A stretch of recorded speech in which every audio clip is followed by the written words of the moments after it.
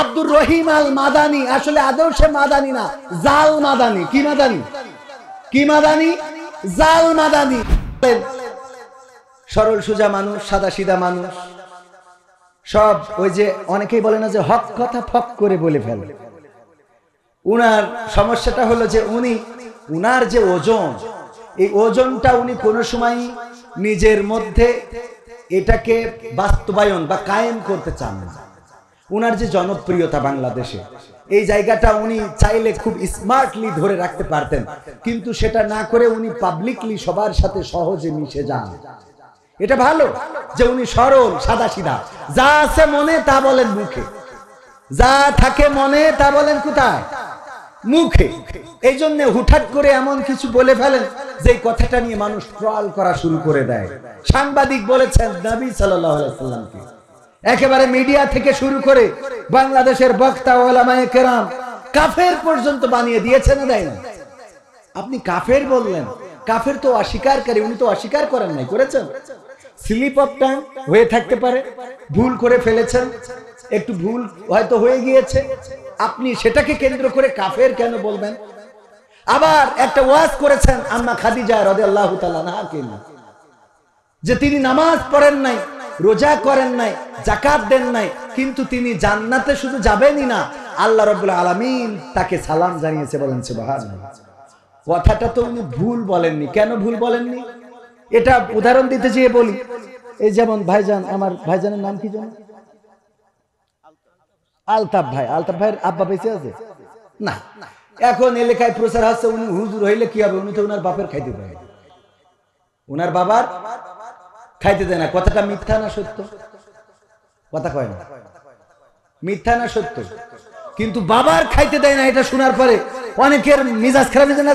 হুজুর আলতাফ এত বড় দাড়ি মেহেদি দিয়া, মাথায় টুপি, সরমনার মুড়ি, অথচ সে কেমনে বাবারে খাইতে দেয় না? এটা মেম্বারিতে দাঁড়াইছে, ডাইরেক্ট ওর বিপক্ষে এরকম হয় না? হয় না? তো বাপ যে নেই এটা যাচাই করবেন না? তো খাদিজা রাদিয়াল্লাহু তাআলা আনহা যাকাত দেন নাই, নামাজ পড়েন নাই, হজ করেন নাই, এটা যে কেন করেন নাই এটা যাচাই করবেন না? কারণ তখন এগুলো ফরজই হয়নি, তখন এইগুলোর বিধানই আসে নাই। তো বিধান আসে নাই তাই করে নাই। তো এই জন্যই এইটাকে বলাকে কেন্দ্র করে আপনারা নেগেটিভ ভাবে উপস্থাপন করছেন। এগুলো কেন? আর সবচেয়ে দেখলাম আমাদেরকে ব্যবহার করে বক্তা হয়েছে আব্দুর রহিম আল মাদানি। আসলে আদৌ সে মাদানি না, জাল মাদানি। কি মাদানি? কি মাদানি? জাল মাদানি। আর মাদানি হইতেও পারে, একজন নামের শেষে লাগাইছে যে অমুক আল মাক্কি। আমি বললাম কেন? বলছে যে ঢাকায় একটা হোটেলে চাকরি করতাম, সেই হোটেলের নাম ছিল আল মক্কা হোটেল। কি হোটেল? আল মক্কা হোটেল। তো আল মক্কা হোটেলে চাকরি করি, তো আল মাক্কি লাগাই দিয়েছে। হ্যাঁ, দেখা যাচ্ছে যে আজহারি ভাই, আমাদের আজহারে পড়িছে, তাই আর একজন দেখা গেল যে কোনোভাবে নাম আজহারি লাগাইছে। জিজ্ঞেস করলাম কেন? বলছে যে আজহারি আমি একবার দেখিলাম। এই জন্য ও কি নামের শেষে একটা টাইটেল, একজন নামের শেষে লাগাইছে কাতারি, অমুক হুজুর কাতারি। কাতারি কেন? তা কাতারে ছিল, তো কাতারে ছিল বলে কাতারি লাগাইতে হবে? এটা কি একটা ভালো সম্মানজনক হইল? আমি বললাম আমার মাঝে মাঝে অনেকেই বলে যে আপনার নামের শেষে এরকম আজাদি, জিহাদি, তারপরে মাক্কি, মাদানি পাওয়া যায় না। আমি কইছি আমি কোনোদিন যদি উগান্ডায় যেতে পারি, এসি লাগাবো কবির বিন সামাদ উগান্ডি।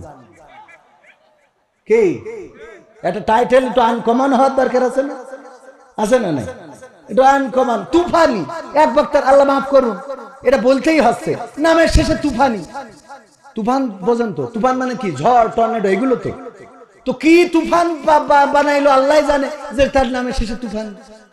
এই যে মাদানি লাগাইছে, জাল মাদানি, কোন মদিনায় যেই পড়িছে, কোন ভার্সিটিতে পড়েছে, এবার ফতোয়া শুরু করেছে আমির হামজাকে জাহেল, জালেম, ফাসেক, কাফের, যা মনে চাই তাই বলে যাচ্ছেন। এগুলো বলার জন্য তো হুজুরদেরকে শ্রোতারা নিয়ে আসে না, নিয়ে আসে। আপনার কাছ থেকে দুইটা ভালো কথা শুনতে চাই, দুইটা মিষ্টি কথা শুনতে চাই, দুইটা দিনের কথা শুনতে চাই, দিনের বয়ান শুনতে চাই, যেটা শুনলে কাজে লাগবে, পরকালে জাহান্নাম থেকে মুক্তি পেয়ে জান্নাতে যাওয়া যাবে, আল্লাহ রাসূলের ভালোবাসা অর্জন করা যাবে, আল্লাহকে পাওয়া যাবে, সেই কথাগুলো শুনতে চাই। আজকে ওয়াজের স্টেজগুলো আমরা এই বানাই ফেলেছি। এখন আমিও তো সেই সেম কাজই করলাম, কারণ ওদের ঠিক করতেছি, আমারও ওদের বিরুদ্ধে বলতে হবে। আমও কি তার বাইরে? এখন উপায় কি? উপায় হলো সবাই চুপচাপ আস্তে করে ফিরে আসি। সবাই কি করি? তওবা করি, ফিরে আসি। আমিও তওবা করি, আল্লাহ কবুল করুন, বলেন আমিন।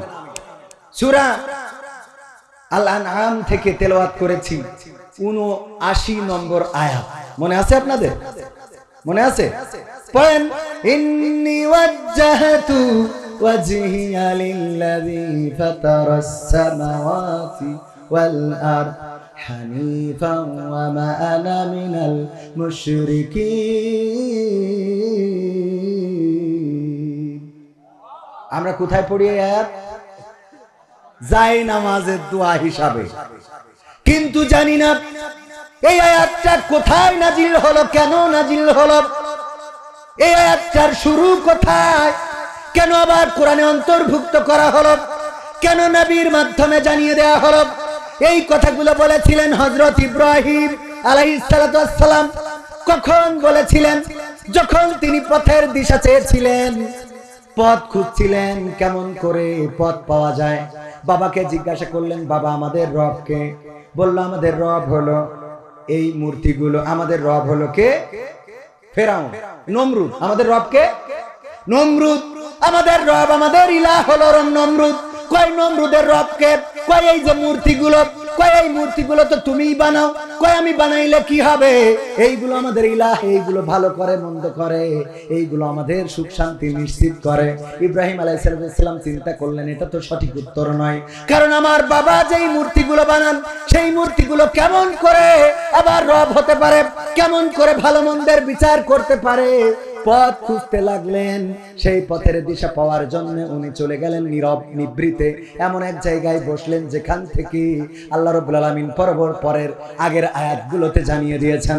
৭৬ নম্বর আয়াতে আল্লাহ বলছেন, ফালাম্মা জান্না আলাইহিল লাইলু রাআ কাওকাবান ক্বালা হাযা রাব্বি ফালাম্মা আফালা ক্বালা লা উহিব্বুল আফিলিন।